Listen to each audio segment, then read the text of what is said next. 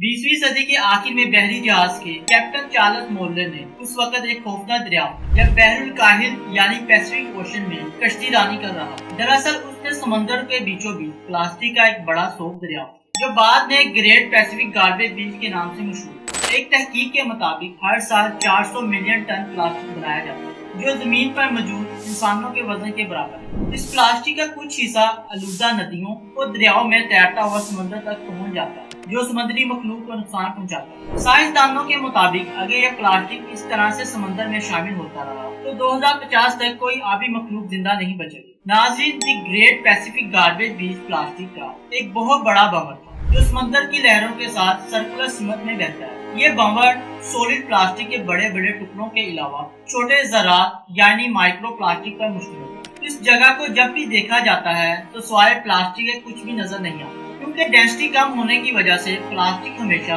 पानी के ऊपर तैरता है। दरियाफ्त होने वाला पैसिफिक गार्बेज बीच साइज में इतना बड़ा था कि फ्रांस के रकबे से 3 गुना ज्यादा रकबे पर फैला हुआ था। इस इलाके में 1.8 ट्रिलियन से भी ज्यादा प्लास्टिक के टुकड़े पाए गए जिसका वजन 80,000 टन से भी ज्यादा बताया जाता है। ये टुकड़े पैसिफिक ओशन में मौजूद हजारों समुद्री स्पीशीज बाशमूल मछलियों को मुतासिर कर रहे हैं। रिसर्चर्स ने बताया कि प्लास्टिक के छोटे टुकड़ों को आबी जानदार अक्सर गलती से खुराक के तौर पर निगल जाते हैं जो बाद में आबी हयात में कैंसर के साथ साथ मुतअद्दिद जानलेवा बीमारियां फैलने का मौजूद बन जाता है जिसके नतीजे में खरबों आबी जानदार और आबी जानदार के बायस बेशुमार इंसान भी मर रहे हैं, खास तौर पर वो इंसान जो इन आबी हयात को बतौर खुराक इस्तेमाल कर रहे हैं। यही वजह है कि इन स्पीशीज में 100 से ज्यादा ऐसी स्पीशीज हैं जिनके अब सिर्फ चंद जानदार ही बाकी बचे हैं, यानी वो अब नापैद होने के करीब पहुंच चुके हैं। लेकिन सवाल है कि प्लास्टिक के आबी हयात पर पड़ने वाले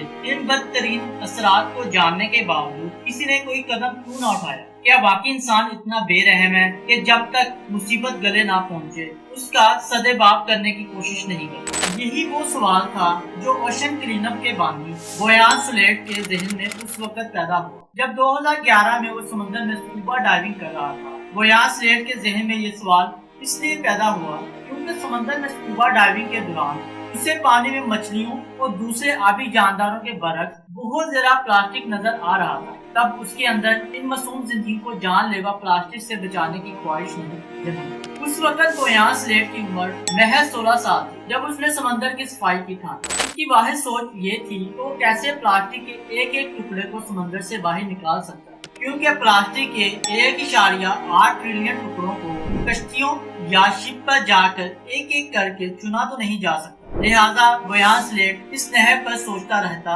कि कैसे वो इस मसले को मुनासिब हल तलाश कर सके। सोचने के इस अमल में अचानक उसके जहन में एक आइडिया आया कि वो वाटर करंट्स यानी पानी के दारों पर इस्तेमाल करके पानी में तैरते हुए प्लास्टिक को एक जगह पर रुकावट लगाकर इकट्ठा कर सकता है। उसे ये ख्याल उस वक्त आया जब वो अभी स्कूल में था। 2012 में उसने ये ख्याल एक टीवी शो में पेश किया जिसका नाम टेडेक्स यानी टेड टॉक। मगर अफसोस कि किसी ने बोयान के इस इनकलाबी आइडिया को पजीराई नहीं। मायूस होकर बोयान सुलेट ने एरोस्पेस इंजीनियरिंग में दाखिला ले लिया लेकिन इसके दिलो दिमाग में आलूदा समंदर और इसकी मादूम होती मखलूक इस तरह से सवार थी कि वह चाहते हुए भी अपना ध्यान पढ़ाई में न लगा सका। मिलाके 6 महीने बाद बोयान ने तालीम अधूरी छोड़ दी। मदद खुदा के तहत अपने तौर पर ओशन क्लीनअप के प्रोजेक्ट पर काम शुरू कर दिया। इब्तिदा में उसने अपनी मदद आग के तहत समंदर और इसके आसपास में प्लास्टिक के टुकड़े उठाना शुरू कर दिया। उस वक्त उसके पास सिर्फ $300 की सेविंग मौजूद जिसको इस्तेमाल में लाकर उसने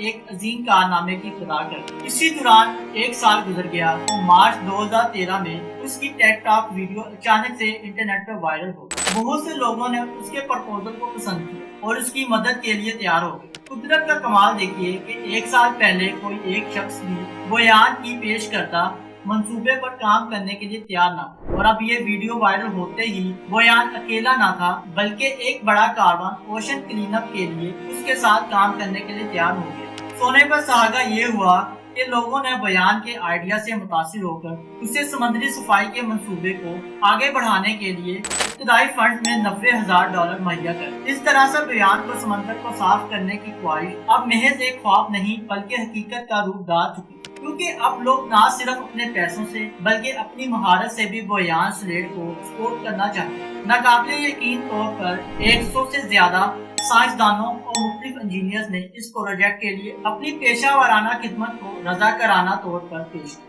جن کا کام یہ دیکھنا تھا کہ سمندر کو صاف کرنے میں کتنا وقت لگے اور اپنے مشن کو جلد از جلد کیسے پورا کریں۔ پروجیکٹ ڈیزائننگ اور پلاننگ پر ایک لمبا عرصہ کام کیا۔ پیسیفک اوشن بیچ گاربیج کے علاوہ بھی 4 ایسی جگہوں کی نشاندہی ہوئی جہاں اسی پیٹرن سے پلاسٹک پانی کے ببل میں پھنسا ہوا تھا، البتہ ان کا رقبہ پیسیفک اوشن گاربیج بیچ سے کچھ کم تھا۔ انہوں نے سب سے پہلے دی گریٹ پیسیفک گاربیج بیچ کی صفائی کو ترجیح۔ ابتدائی طور پر مختلف دریاؤں میں انٹرسیپٹرز لگائے تاکہ پلاسٹک کو سمندر میں داخل ہونے سے روکا جا سکے۔ ستمبر 2018 میں دی اوشن کلین اپ نے سسٹم 001 کو لاگو کیا، جو اپنی نوعیت کا پہلا سمندری صفائی کا نظام ہے، جس کا مقصد سمندر سے پلاسٹک کے ملبے کو اکٹھا کرنا اور اس کو وہاں سے ہٹانا تھا تاکہ سمندری حیات اور سروائیول کی مشکلات کو کم کیا جا سکے اور ان آبی حیات کی وجہ سے ہونے والی بے شمار انسانی آوات پر فوری قابو پایا جا سکے۔ جولائی 2021 میں اوشن کلین اپ سسٹم کو کامیابی سے اپ گریڈ کر دیا، جس کے بعد بویان اور اس کی ٹیم نے مل کر سسٹم 002 لانچ کیا۔ اس بار فلوٹر کو سرے پر 2 کشتیوں کے ذریعے باندھا تاکہ سمندر میں تیزی سے چلنے والی لہریں اور طوفانی ہوائیں پلاسٹک کے نکلنے اور پھنسنے کا باعث نہ ہو، جبکہ اس بار سسٹم 002 میں پانی کی رفتار کو کنٹرول کرنے کا کام بھی خود کار سسٹم میں لگایا جو پلاسٹک کو ٹریپ سے نکلنے سے روک سکتے۔ لہذا بویان سلیٹ نے ہمت نہ ہارتے ہوئے ایک بار پھر اوشن کلین اپ کے کام کو فاسٹ کرنے کے لیے ایک نیا سسٹم متعارف کروانے کی کوشش شروع کی اور اس سسٹم کو اپ گریڈ کرنے کے بعد اس کا نام سسٹم 003 رکھا، جو پچھلے سسٹم کی نسبت کئی گنا زیادہ تیز اور 10 گنا زیادہ پلاسٹک نکالنے کے لیے ڈیزائن کیا گیا تھا۔ یہی وجہ تھی کہ اس سسٹم میں خاص طور پر ورکنگ سپیڈ اور کام کی کوالٹی کو اپ گریڈ کیا گیا تاکہ انتہائی کم وقت میں زیادہ سے زیادہ پلاسٹک نکال کر سمندر کی صفائی کے اس منصوبے کو جلد از جلد پورا کیا جا سکے۔ اس مقصد کے تحت سسٹم 003 کا سائز سسٹم 002 سے 3 گنا زیادہ رکھا۔ یہ قیاس کیا جاتا ہے کہ سمندری صفائی کرنے والے سسٹم 003 کا نام سسٹم کے ساتھ کام کرنے والی کشتیوں کی تعداد کو بنیاد بنا کر رکھا گیا، جن میں سے 2 کشتیاں فلوٹر کو مینٹین کرنے کے لیے استعمال کی گئی ہیں، جبکہ تیسری کشتی کو استعمال جمع کیے گئے پلاسٹک کو فلوٹر سے اٹھانے اور سمندر سے باہر پھینکنے کے لیے کیا گیا۔ دلچسپ بات یہ ہے کہ یہ تینوں کشتیاں اپنی پوزیشن کو مسلسل روٹیٹ کرتی رہتی ہیں۔ ہر 2 ہفتوں بعد ایک نئی کشتی آتی ہے اور پچھلی کشتی کی جگہ لے لیتی ہے۔ یہ نئی کشتیاں آپریشن کو نیا سامان اور نیا عملہ بھی فراہم کرتی ہیں۔ یہ آپریشن پہلے دونوں سسٹم سے بہت زیادہ حد تک کامیاب ثابت ہو رہا ہے کہ یہ اب امید کی جا رہی ہے کہ اب شاید وہ دن زیادہ دور نہیں جب سمندر مکمل طور پر پلاسٹک سے صاف ہو جائے۔ اگر واقعی بویان اور اس کی ٹیم میں شامل تمام سائنسدان اور انجینئر مستقبل میں اپنی تیار کردہ سسٹم سے اوشن کلین اپ کا کام پورا کرنے میں کامیاب ہو جاتے ہیں، جس کی امید بہت زیادہ ہے، تو یہ کسی معجزے سے کم نہ ہو، کیونکہ ایسا ہونے سے نہ صرف خربوں آبی جانداروں کی زندگیاں محفوظ ہو جائیں گی بلکہ سینکڑوں آبی اسپیشیز جو آج ناپید ہونے کے خطرے سے دوچار ہیں وہ بھی معدوم ہونے سے بچ جائیں۔ امید ہے کہ آج کے بعد آپ بھی پلاسٹک کے کوڑا کرکٹ کو ندی، نالوں، دریاؤں اور سمندروں میں جانے سے روکیں۔